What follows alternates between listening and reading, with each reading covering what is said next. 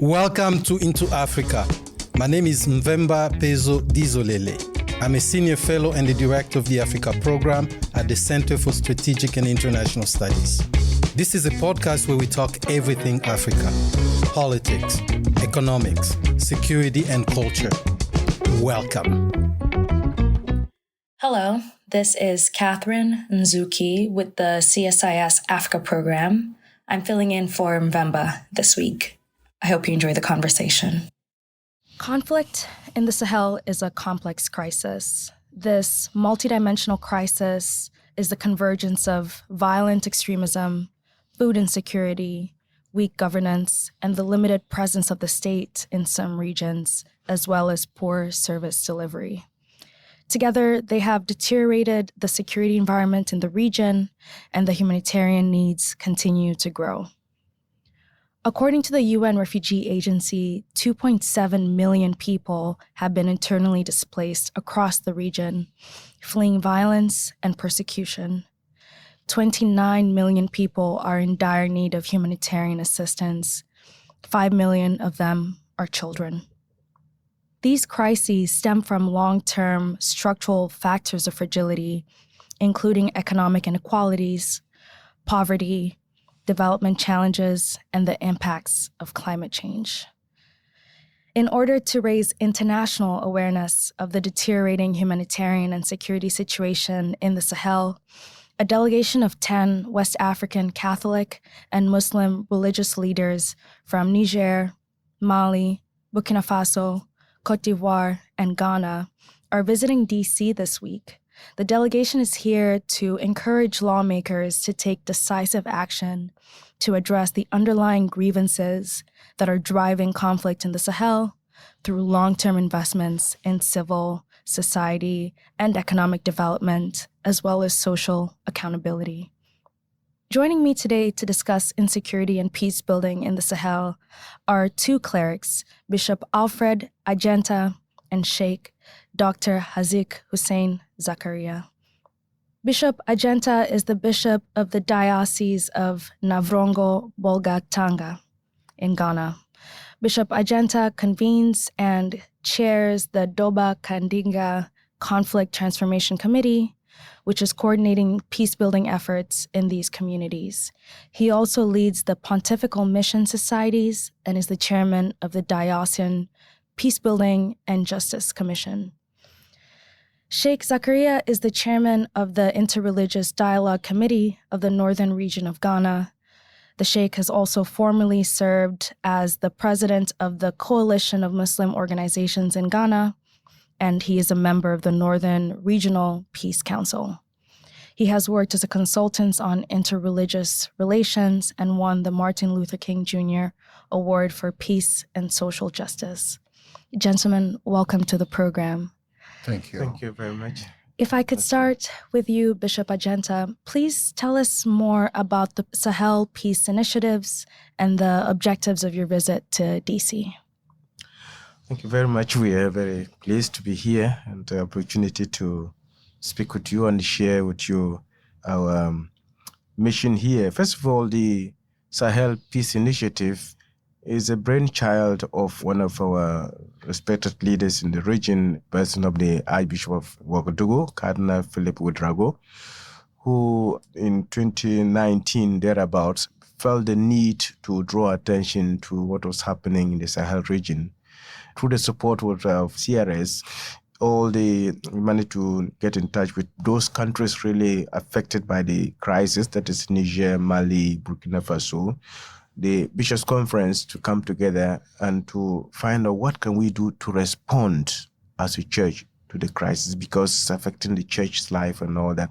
And so that was the reason why these clerics came together. Of course, together they also tried to invite the Muslim leaders to be able to give a concerted response to the crisis.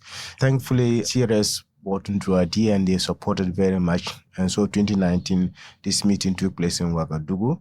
From then, all the other countries, especially for us in Ghana, which is a neighboring country, and Cote d'Ivoire and all that, we felt that, well, we needed to be brought into a picture and they were kind enough to let us know that what is happening over there could eventually also get to the coastal countries. And therefore, we are here also part of the delegation because of where we are located. And so this is the history behind the Sahel Peace Initiative. Basically, it is about raising awareness of the crisis in the Sahel region. And we also want to show as leaders, religious leaders, what we are doing already on the ground. And that is why both Muslims and Catholics, we felt part of being called to work together and to raise the awareness. And of course, eventually to let people know that we will need the resources in order to be able to implement what we are doing in order to return peace to the Sahel region. Thank you, Bishop. And I'd actually like to dive first into the crisis in the Sahel itself and what is driving it. If I can turn to you, Sheikh Zakaria, if you could just walk us through what are the root causes? What's driving insecurity, instability, and conflict in the Sahel? Thank you. I'm glad to be part of this discussion. It is hoped that this exchange will go far to inform people about what is happening in Sahel. Many people are not aware the extent to which the Sahelian region is suffering from the atrocities of violent extremists. The violent extremists have taken advantage of the long-time conflicts in that area. There had been a long period of suffering from protracted conflict rooted in historical grievances. That has been worsened by inequitable management of resources, poor governance, and other factors such as the economic mismanagement and corruption. So these form the root causes. And indeed, as a consequence of this, the young people in particular and women are suffering. They feel disappointed, marginalized, and they feel hopeless. And so it is easier for violent extremists to convince them with small stipends. They can get them recruited to support the kind of atrocities that they are visiting on the population. Yeah. Sheikh, if you could help us paint a picture of a young person that is susceptible to be drawn into violent extremism, what challenges do they face and what are those incentives that these groups offer? Yeah, of course, there are two scenarios here. Some of the young people are recruited by force. A community is attacked, young, strong men are arrested and forced to be part of the group. We have incidences like that. Then we have also cases where the extremists extend friendly hands to the community people even before they attack. Visit the community, study the situation in which they are, and align themselves to the concerns of the marginalized. And so be able to convince them that, we are people that can help you out of your problems. We can give you good salary and can give you protection as long as you be on our part and fight along with us. So unemployed youth who have maybe finished school, even university graduates who out of school and want jobs to do, are sitting there, still being fed by the parents and so on. Yeah. They feel left out, and so they are ready to join any group as long as that can assure them something that they can sustain their lives on. So that is the situation that we have here. It's not that the youth like to be violent or to be radicalized, to take arms against their own people. No, but they do so because they think that if they don't do that, living in abject poverty is itself a kind of war. Right? So that is the situation. Yeah, I agree with you fully. I don't think anyone has some sort of innate desire, right, to pick up arms against their own people. What I'm hearing is this crisis, the recruitment of youth, ultimately stems from these long-term structural issues of poverty. That's right. Economic inequalities, unemployment, and That's these right. are valid grievances, and here come these armed groups that exploit that. That's right. Right. And back to you, Bishop. I wanted to touch on something you mentioned earlier. In the formation of the Sahel Peace Initiative was first to raise awareness of the crisis in the Sahel, but also to raise awareness to countries like Ghana, Cote d'Ivoire, and other littoral states of this growing threat that's bearing down on these coastal West African countries. So please just walk us through the threat and how you see it from your point of view in Ghana. Yeah, Ghana, we certainly belong to the southern coastal countries. And we can identify a number of reasons why we should be concerned. First of all, the Sahel, we know that it's spreading. And there is, first of all, the issue of the threat of spillover. Spillover in the sense that we already people have made appearances in Ghana with threats to the local population. And this is also mostly through the radicalized religious extremists. So they come to a village and they threaten them. So that's the very first thing, the spillover of the conflict in trying to instill a certain religious radicalism in the local population. The second thing is the refugees. Already people have fled from Mali, Niger, and all to Burkina Faso. Now we are also getting Burkina Faso, where the villages have been attacked. And as I speak now, since last year, December, we had about 1,600 and over plus refugees.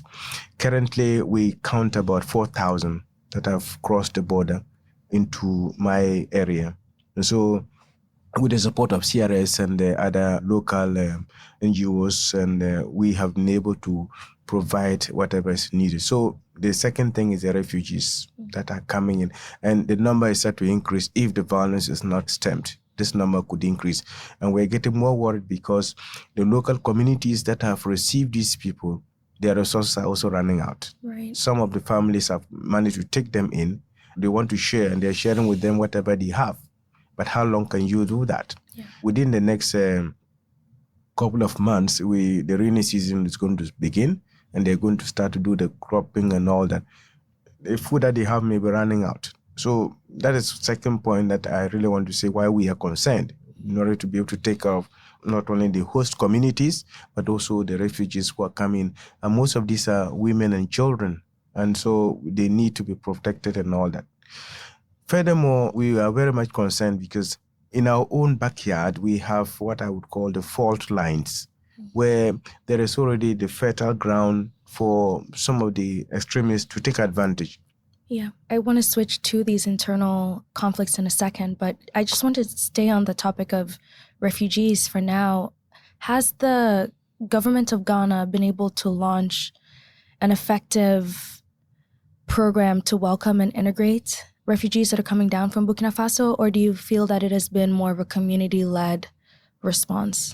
Oh, certainly the government has been part of that. What we call the National Disaster Management Organization, NADMO, which is a government funded, of course, but they are always overwhelmed because there are so many places and all. So they are very much involved. We also have the UNHCR. They are also very much involved and supporting with whatever they can. And of course, CRS is there. But much of the local support is coming from the local communities. So yes, the government is very much involved, but as usual, the government can't do everything. Yeah. And that's the reason why the support is needed. Yeah. It's wonderful to hear that this combination of government-led, community-led, and donor-led response has been effective, but as you're rightly pointing, these numbers are set to increase as the crisis worsens. And so if we can move to internal conflict in Ghana, while Ghana contends with the threat of militant groups from Burkina Faso and elsewhere in the Sahel, it also grapples with conflicts in the northern and upper eastern region. Sheikh, if I can start with you, please provide some background to the conflict in northern Ghana and where things stand today. Well, the conflicts in northern Ghana, the major tension areas had been Yendi Bimbila over chieftaincy. And this has been going on for quite a long time. Bimbila is not too long, but it's also over close to a decade now. The nature of the conflict is that there are two groups from one grandparent who are entitled to the skin, or if you like, the stool of the chieftaincy. And somewhere along the line, as they succeed, one time it goes to one side of the one contestant, other time it goes to the other. So we have the Abudu and Dani gates. One time it goes to the Abudus or to the Andanis. But at some time, I think some people try to work it out that only one side continue to ascend to the throne, and that became a problem. And there were armed confrontations between the two groups. It is because it is Dagbon Central Dagomba tribe, and they are the majority in this region. There's no family that you'll go and you will not find Abudu or Andani. They are always mixed. But when there's a problem, you see, the fighting begins from individual homes before even it escalates to, so that was the situation. And it continued, it went through legal procedures and so on to find address. And so it took a long time. But recently, with the coming in of the government of Nana Akufo-Addo, they managed to resolve the problem in Yendi. And that has taken a big loss of the skin of the Dagomba people. But we still have problem in Bimbila. Bimbila is just a similar, from one family. They don't have Abudu and Dani Asai, but it's just from one family who were unable to decide who should be the one to succeed. So the problem is all about succession, how to organize succession in a manner it doesn't bring problems. So up to now, there's still a standing committee dealing with the case in Bimbila. And is it the competition over the chieftaincy? Is it a question of succession, or are there deeper grievances? Is it perhaps a competition over land, or is it just the weight of that title? Please, help me unpack that a bit more. Well, I think it is just that the succession plan has not been developed in such a way that there would be smooth transition. Formerly, there was a plan, but this plan was violated, and so it got disrupted at some point, and that is where the conflict started, right? Gotcha. So now, what the government have done is to help the prominent chiefs in Ghana to come together and put up a plan that they should follow. Bishop Agyenta, please similarly help us understand what is driving conflict, specifically the Doba Kandiga conflict in the Upper East region. Yeah.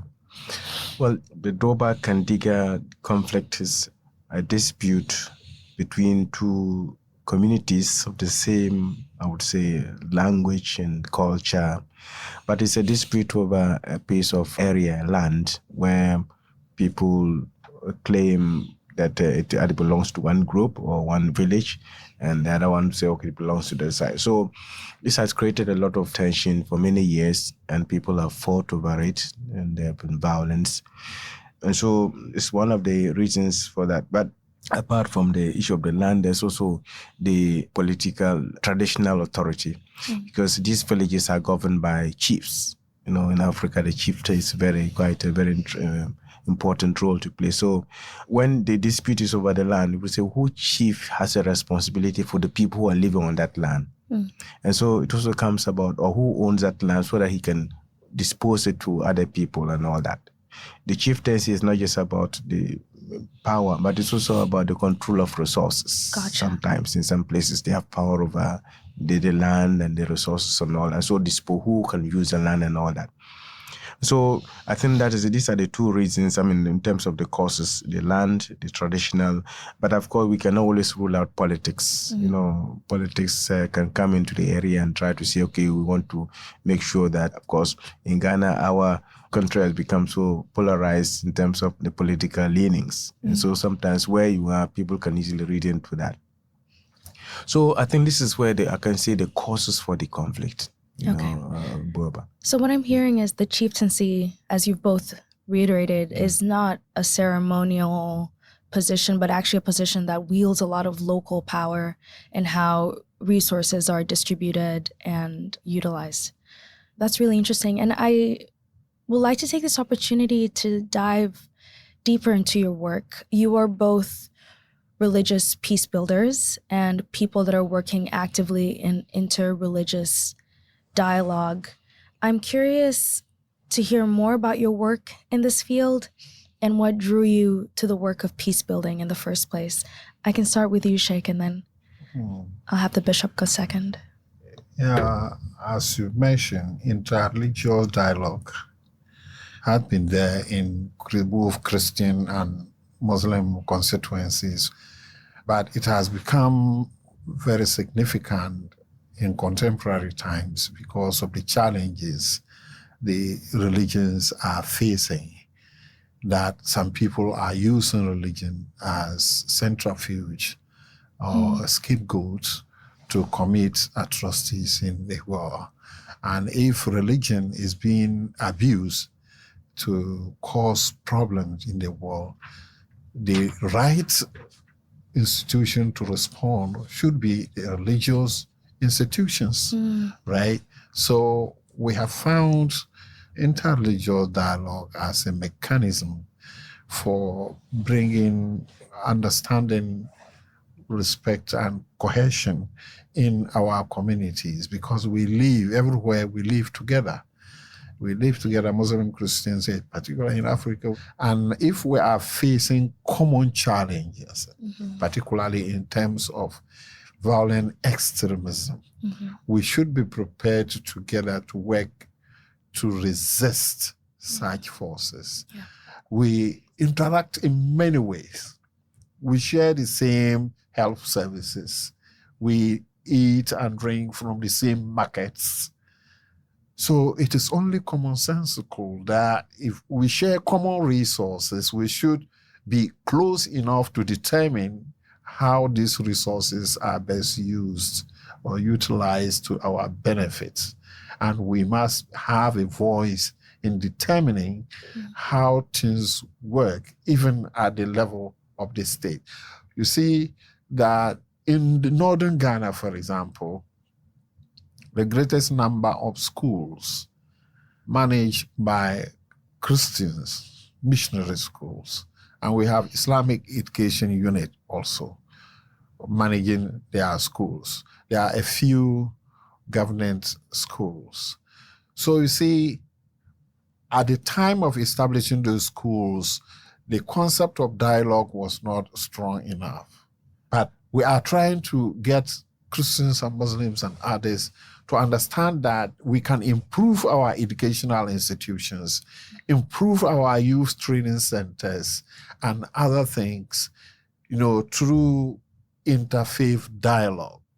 It's also interesting to see how you're working both in conflict resolution using inter-religious dialogue, but actually also peace building, right? By working with children and youth, especially whether they study in Islamic schools or Christian schools. Bishop, I'll turn it over to you. I'm also curious to hear about your philosophy to interreligious dialogue and anything else you might like to add. He's made good points about that. What I just need to add is every religion there's a component of peace. Every religion is founded on the values of peace because our God is a God of peace. And so you cannot have a religion that promotes violence and say that it's genuine. So I think that is what is driving most of us into the further. Well, religion and our faith is a force for peace, and therefore we need to be able to use it. Secondly, I believe that in Africa, and most especially in West Africa, people trust their religious leaders. Yeah. There is a certain commitment to whether it's Muslim or Christian or Catholic. They trust what their leaders say or do. And so we also felt that coming together and demonstrating to our people who follow us that these are people who understand, who want to work together, and we have a common goal, we'll carry them on board. I think that's the reason why I believe that this is very important that we have come to the U.S. United as a Muslim and Catholic. And some people may be surprised that Muslims and Christians are working together, because in some places it's unheard of. And so I think that confidence and trust that our people have in us is what is also driving us, and to be able to use that to be able to bring about peace. Yeah. And thirdly, the churches and the mosques, we are at every nook and cranny of the country. Yes. Where the government cannot reach or NGOs, the church is there, the mosques are there. And so if we really want to touch people's lives, we realize that we are the people that we need to go through, we need to partner with us. And that is why the issue of the drawback and digger is just simply because the community trusted the church. How we are able to facilitate that.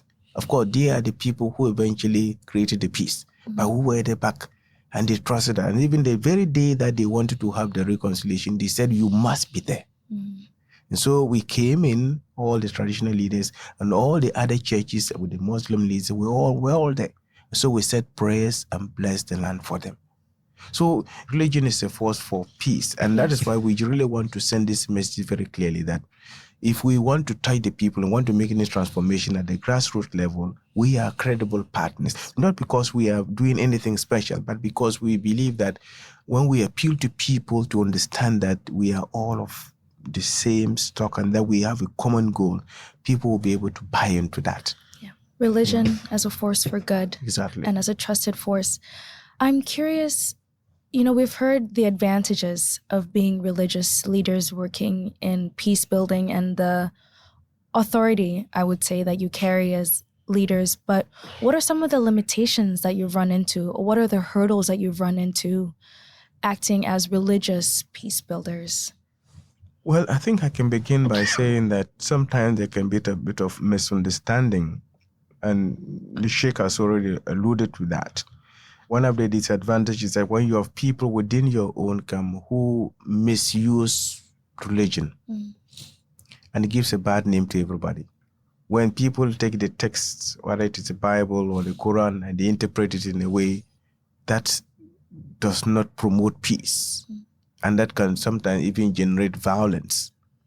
So as religious leaders, we are very much aware that we need to be able to ensure that the right thing is done. But the limitation is that sometimes you are not able to be everywhere to be able to ensure that the followers are able to be on the same page. And that's why we can sometimes feel limited and disadvantaged. But at the same time, we believe that when people are willing to hear and to listen, some of these things can easily be corrected. The second thing that we are limited in terms of course, we have come back to that. What we are doing, because it is not just about trying to ensure that people live together and all that, but it's also about making sure that people live in dignity. And as religious leaders and as churches and mosques, we don't have the resources. And so most often you may see, for instance, take the example of the refugees. When they are knocking at the doors, the very first people that are knocking at the doors are people who are members of the church or members of the mosque. Sometimes you don't have the resources to be able to do that. And that's one of the reasons why we keep saying that the transformation that we want to bring to the grassroots level, then the civil service organizations or local leadership should be very, very fundamental. And that's why we are positioning ourselves to show that the work that we are doing is credible and we have evidence to show that we are making an impact. But the limitation is certainly with the resources and also trying to ensure that we control the people who are our followers to make sure that they understand that they should follow us because we really want to take them on the right peace and development. Using religion to address the abuse of religion precisely can come with its limitations. Please. Just to pick on where you left. See, globally, religion has always been associated with factionalism, and also of conflicts generally. So our challenge is when we come out talking about peace building and this, we have the feeling that there are some people out there who may not trust us because they think that religion itself is a factor of conflict. But of course, things are changing. In the past, how many people were discussing? Dialogue was not at the discussion table at all.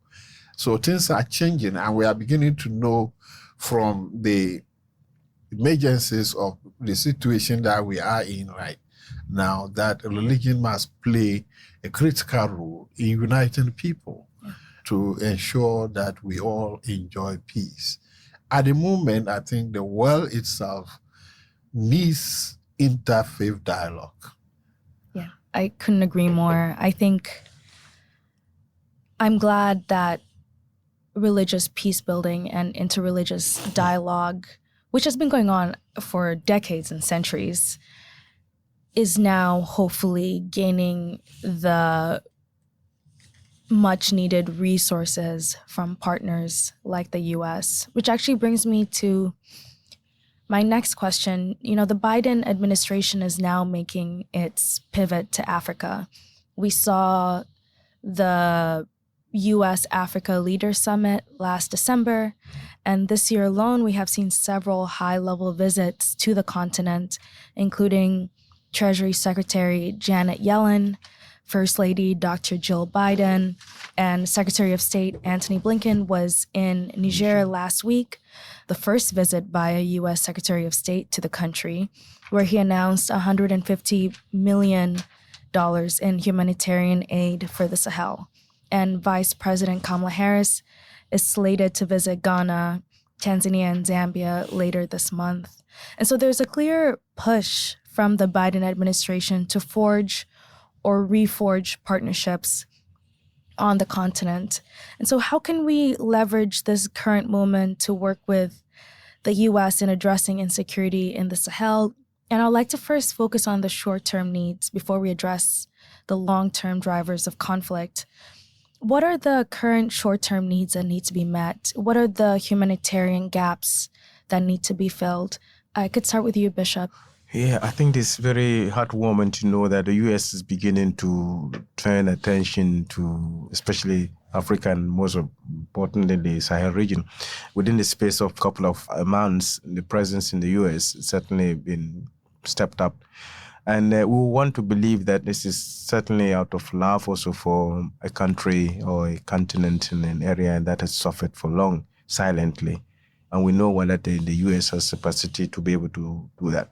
But talking about the short-term needs of what we really would want the government to pay attention to is the humanitarian crisis. You've mentioned at the beginning of this interview, you did mention the statistics in terms of the number of people who are not getting enough food and shelter.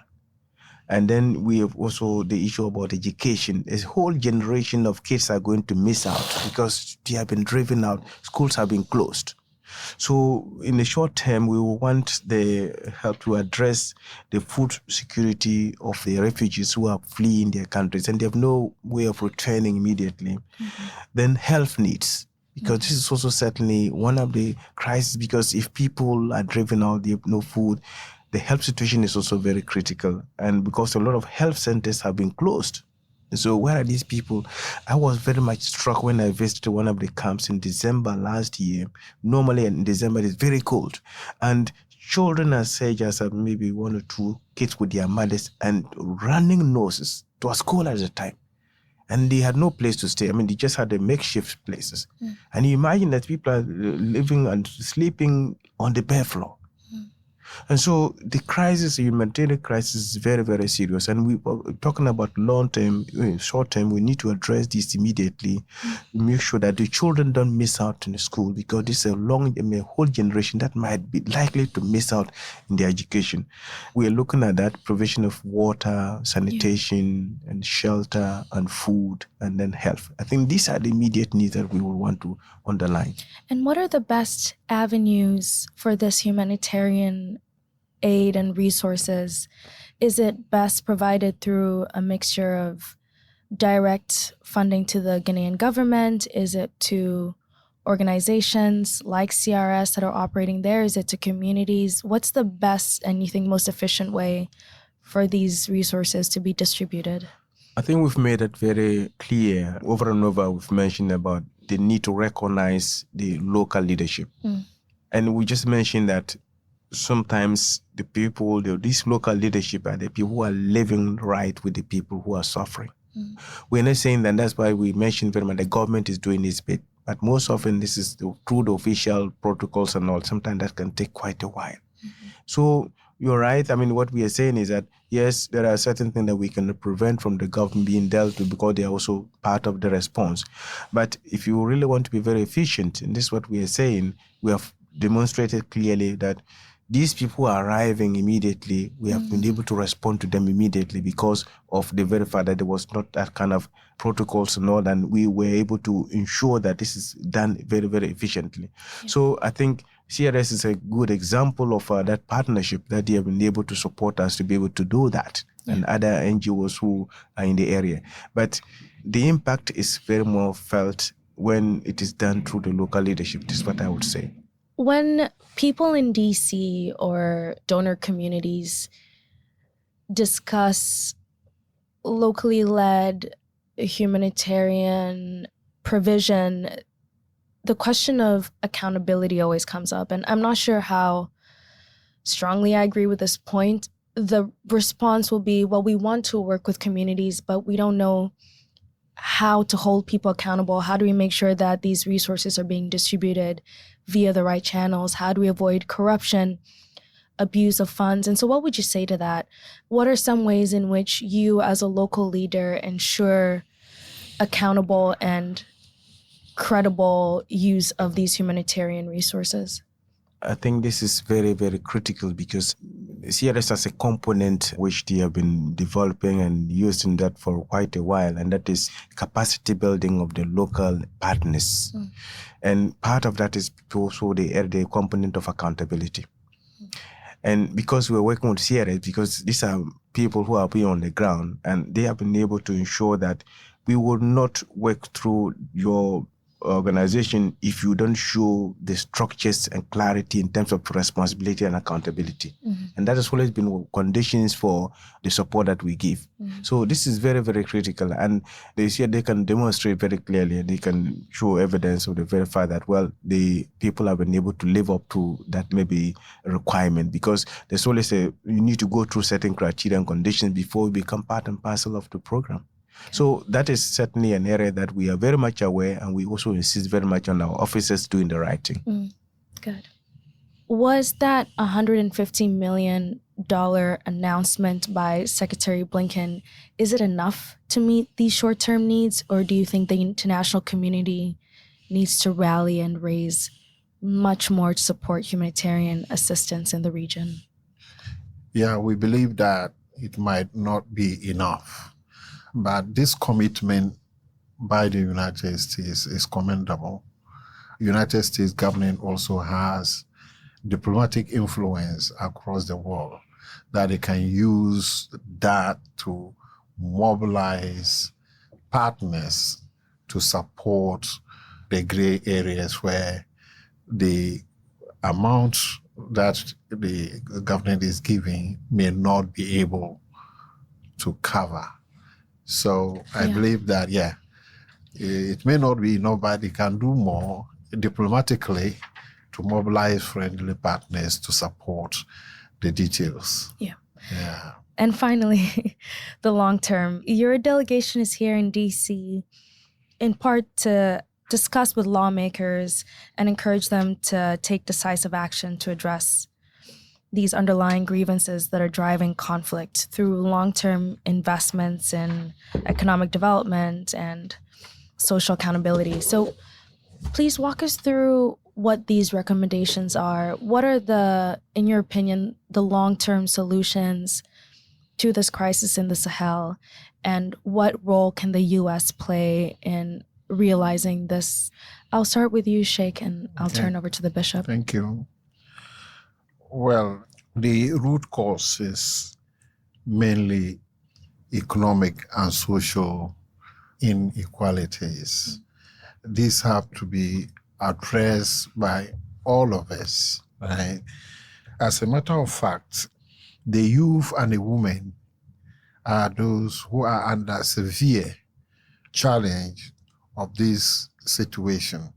So we believe that as a way of correcting the system and get things work better, we need to empower the young people and the women. The young people are in their numbers out there on the streets. They have nothing to do. And as we mentioned previously, such a situation allows wrong guys to come and pick them, give them stipends, and use them in the way that they like.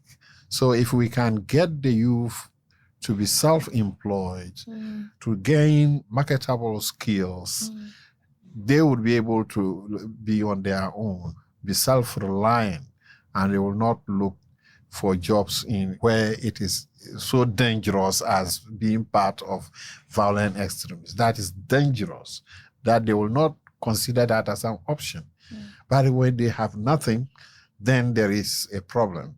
So the young people, at the moment, there are a few training centers for the young people, and some university graduates have ideas what to do, but startup capital is a problem. They don't have the resources. They don't have the resources to start. Yeah. How beautiful would it look like if the U.S. government, for example, could partner some of our microfinance institutions to provide technical support and also train and support these young people to be able to start on their own. Otherwise, you get the training, you come out, you don't have a startup capital. What do? You go back to ground zero. So that is where we need the United States government to actually support us to do. From the point of view of the state as a whole, I think that the United States government can cooperate with our countries in providing military training and other logistical support, hardware support, and things like that. Many of these countries that the violent extremists take Burkina Faso, more than or close to half the countries in the hands of the violent extremists. They have more sophisticated guns and equipment to fight. The government side does not have. So what I'm hearing is truly the key to long-term and sustainable peace is this triple nexus approach of humanitarian assistance, right? So meeting these short-term needs. And then you have development, specifically empowering the youth and women by creating safe jobs, mobilizing capital and financing to help young entrepreneurs, and moreover, just to grow businesses in the region, and then also capacity building and vocational training for the youth. And so that's development. Then the third is security, specifically security sector assistance to governments in the region for them to be able to at least comprehensively tackle this security challenge. Bishop, I'll turn to you with the same question. From what you've seen in your work, what are the long-term solutions here? What's the long-term approach, and how can the U.S. be of assistance? I think Sheikh has mentioned almost every the points that we would look forward to. I don't want to repeat that, but there is one thing I want to add, and we've come that over and over again, and that is the time-tested performance of local leadership. And I think that we cannot insist on that more. We want the U.S. government to identify and to train and to partner with community and local traditional leadership so that we'll be able to do more. Who knows the local community better than the locals, right? And if it's a locally led peace-building effort, you're building and creating the foundations for this community to sustain itself. And to last year. Gentlemen, I've very much so enjoyed this conversation. Bishop, Alfred, Agyenta, Sheikh Dr. Hazic Hussein Zakaria, thank you so much for joining us on this podcast and for this fruitful conversation. Ramadan Mubarak to you and to all of our listeners. Thank you. Thank you all. Thank you very much, Kate, and we are very grateful for your time. Thank you for listening. We want to have more conversations about Africa. Tell your friends. Subscribe to our podcast at Apple Podcasts. You can also read our analysis and report at csis.org/Africa. So long.